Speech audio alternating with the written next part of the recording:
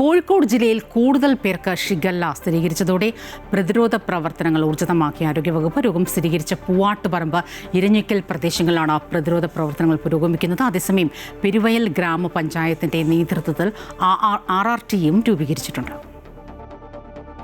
കഴിഞ്ഞ ഞായറാഴ്ചയാണ് ആനക്കുഴിക്കര സ്വദേശിനിയായ 3.5 വയസ്സുകാരി ഷിഗല്ല ബാധിച്ച് മരിച്ചത്. ഇതിനുശേഷം 3 പേരിൽ കൂടി രോഗലക്ഷണങ്ങൾ കണ്ടെത്തിയതോടെ നടത്തിയ പരിശോധനയിൽ മറ്റ് 12 പേർക്ക് കൂടി ഷിഗല്ല ബാധിച്ചതായി സ്ഥിരീകരിച്ചു.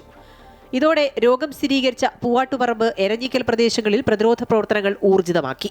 പെരുവയൽ ഗ്രാമപഞ്ചായത്തും ആരോഗ്യവകുപ്പുമാണ് പ്രവർത്തനങ്ങൾ ഏകോപിപ്പിക്കുന്നത്. സമാനമായ ലക്ഷണങ്ങളോടെ മറ്റു ചിലരെ കൂടി ആശുപത്രിയിൽ പ്രവേശിപ്പിച്ചത് ആശങ്ക വർദ്ധിപ്പിച്ചിട്ടുണ്ട്. ഇവരുടെയും സാമ്പിളുകൾ ശേഖരിച്ച് പരിശോധന നടത്തുമെന്ന് ആരോഗ്യവകുപ്പ് അറിയിച്ചു. എരഞ്ഞിക്കലിലെ അങ്കണവാടിയിൽ ആരോഗ്യവകുപ്പും ആശാപ്രവർത്തകരും ഗ്രാമപഞ്ചായത്ത് അധികൃതരും പ്രതിരോധ പ്രവർത്തനങ്ങൾ ഏകോപിപ്പിക്കുന്നതിനു വേണ്ടി ക്യാമ്പും ആരംഭിച്ചു. ആശാപ്രവർത്തകരുടെ നേതൃത്വത്തിൽ വീടുകൾ തോറും കയറിയിറങ്ങി കിണറുകൾ ക്ലോറിനേഷൻ ചെയ്തു കഴിഞ്ഞു.